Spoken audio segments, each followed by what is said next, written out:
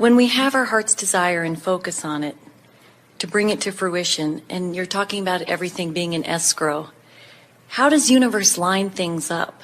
And is there a predetermined course?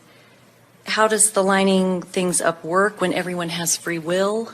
Oh, I think you're really going to enjoy this, because the lining up is so huge and there are so many options that it would be like you being a child or an adult and saying to someone, I'm hungry, and 5,000 complete meals appearing before you instantaneously. In other words, that sort of gives you some sense of relationship to how fast it is and how many options there are. And this is our way of saying to you that it's not a straight and narrow path that you must make your way to. In other words, when you achieve vibrational alignment with your well-being, around every corner is a potential satisfying of something that you want. Literally. And the reason that the universe is able to do that is because there are so many players, there is so much data, there is so much interaction, there has been so much already expansion. In other words, the ingredients are already here.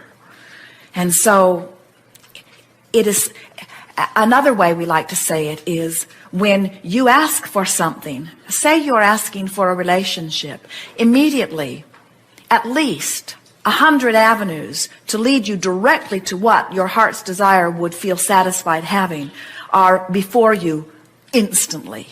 At least 100 options. But if you're not in vibrational alignment with them, there might as well not be any. In other words, it's like your friend saying, oh, I heard the most beautiful music being played from my radio all morning long. I had my radio dial set on 98.6 and it was rapturous. And you said, I didn't hear it. Did you have your radio dial set on 98.6? No. So if you're tuned up, if you're in alignment with what you want, then it's there, it's there, it's there, it's there, it's there, it's there, it's there. It's about vibrational alignment. So your question is, how does the universe do this? Is it already there? It's not a matter of some kind of magic happening and it lines up and appears, or everything is already present. It's just a matter of us vibrationally matching to what is already present. By the time you were able to identify it in thought as a desire, it's done. If you can think it, the components are here, and you can realize it as quickly as you line up with them. How does free will affect that when other people are involved and they have choices and they're making choices out of their fears and false beliefs? Well, when you interject what you think they think into your vibration becomes cluttered. In other words, if you say, I want a prize, the universe says, very well, we will line up endless opportunities for you to have your prize. And when you say, but there is only one prize, the universe says, very well, we will make it very difficult for you. And when you say, there is only one prize and I think that person will get it, the universe says, very well, it will not be yours. Your thoughts happen.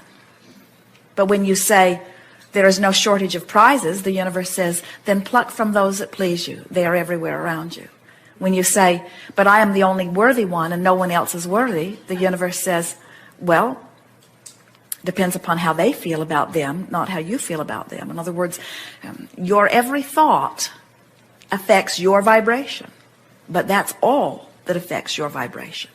And your vibration is the only thing that ever affects your outcome. I think a long time ago on one of the tapes I heard, it was a great word picture for me about, it's like the Maytag repairman is sitting up there on the other side drumming his fingers, just hoping and waiting for us to turn something over and allow it, universe, to line things up and make them happen. Well, the universe is not ever feeling impatience on your behalf or boredom. In other words, because every time you launch a preference, the universe has gone to work on fulfilling your preference and has taken great satisfaction in doing so. In other words, all of your future worlds have been envisioned and enjoyed by all that is non-physical. That's why it's in escrow, ready for you to let it into your experience. Wayne Dyer's book says, you will see it when you believe it. And we say to you, test the heck out of it. In other words, make yourself believe it. Show yourself.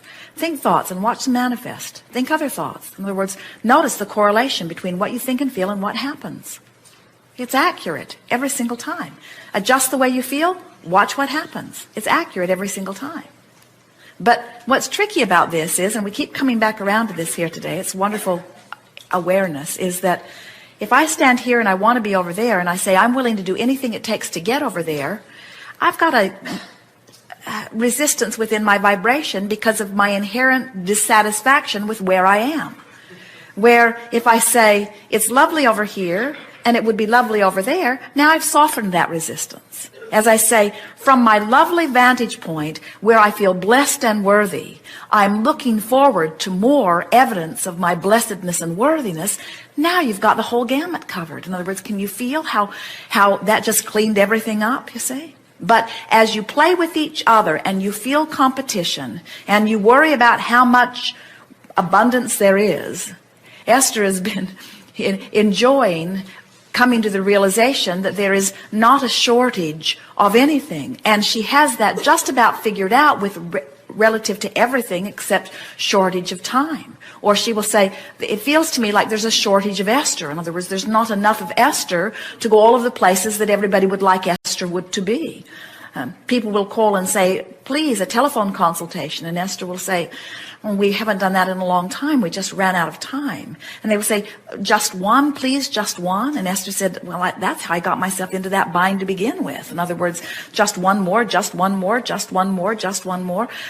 And then we explained to Jerry and Esther that when you are thinking about budgeting your dollars, you have flexibility in the sense that you can pay attention to the way the dollars are flowing out, and you have some measure of control.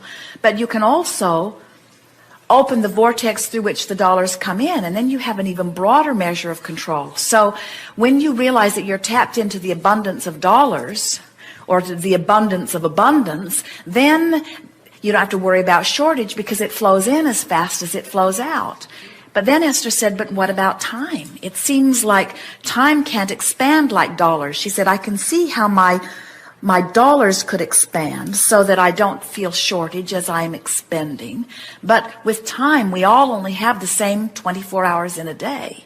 And if we only have this, so all I can do is be responsible about the way I spend that time, because if I spend it over here, I don't have it to spend over there. And we say, but when you are determined to feel joy in any moment that you are spending it, then in the same way that you have taken dollars out of the equation, now you have taken time out of the equation. And when you take things like dollars and time out of the equation, then you begin to take shortage out of the equation. Then you begin to take limitation out of the equation. Then you begin to expect somehow, some way, whatever you want to manifest. And that's when the distance between your dream and the realization of it becomes infinitesimal. And that's when you say, well, it's like magic. And we say, it isn't magic. It's normal. Because I think many of us have all our desires, and we can see them orbiting around us. And there's sort of a force field between us and it that keeps it away. And I think it's what you were just saying. Well, when you think about it, you're not wanting to eat all of your food now. You want to eat some now and savor, and you're not wanting to have all of your orgasms now. You're not wanting to have all of the delicious experience of life now. You're wanting a steady stream of it flowing into your experience. And so those things that are orbiting around, that's like circling the city looking for a place to eat and feeling frustrated about all the places you're not eating. You don't do that. You just stop and eat someplace. And the same thing is true of all of these desires. You don't have time to contemplate them all at once or to experience them all at once. In other words, whatever you're doing, if what you're doing feels good while you're doing it, then what possible difference does it make about all of the things you're not doing? See? And once you sort of get that, once you start savoring whatever's happening now and no longer are worrying about the things that you're not able to do now, then you get it. Sometimes we know if you're doing something you don't want to do, And then you say, well, I'd rather do that. That's where that thinking comes from. But when you've trained yourself to make the best of whatever it is that you are doing, then that gap closes. And then you just go from this fun thing to this fun thing to this satisfying thing to this interesting thing to this provocative thing to this good feeling to this good tasting to this good feeling to this good tasting to this interesting thing. You just move from subject to subject feeling good all the time. And somebody watching you would say, my goodness, how is it that you have such a broad spectrum of life? And you say, well, I just dabble in all of the good stuff of life. And in time, you will not be able to remember ever doing something that you didn't really enjoy doing. Esther will say, the only thing that ever bothers me is the stuff I can't get to. And we say, now that is shortage consciousness, because what's that saying is there's not enough of me to go around, or there's not enough time for me to do it all. And that's shooting yourself in the foot, because when you're in that vibration, then whatever you're doing can't be pleasurable either, you see. But when you finally start saying things to yourself like, I can't get it all done, I'll never get it all created, I will never get it all achieved, and I wasn't supposed to do that anyway.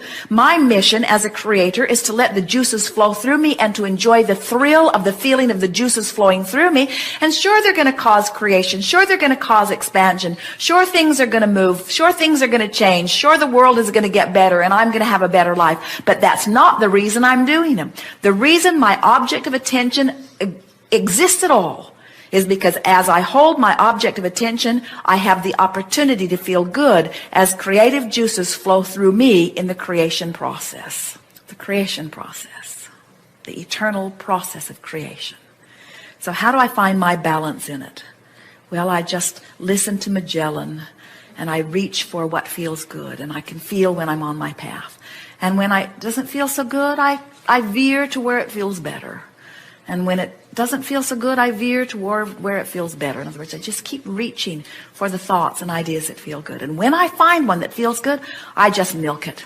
I tell everyone about it. I roll it over and over and over in my mind until I achieve enough vibrational harmony with it that law of attraction brings me other thoughts like it. I think that what happens to so many of you is that somewhere along your path, someone has convinced you that you are unworthy on your way to worthiness. And that's a hurdle you can't get over. You cannot jump that hurdle. When you say, I'm unworthy, that's like saying, I'm on 98.6 seeking 101 FM. You cannot get there from there. So you say, well, how do I get there? We say, you got to try to feel worthy. I can't feel worthy. I felt unworthy for so long. We say, all right, then try feeling happy. No, I can't feel happy. I feel too unworthy to feel happy. Then try feeling interested in something. Oh, yeah, I could feel interested. I could feel interested. This is interesting. I feel unworthy about it, though. In other words, you just keep reaching. You just keep reaching for, and the operative word is reaching for the feeling of relief.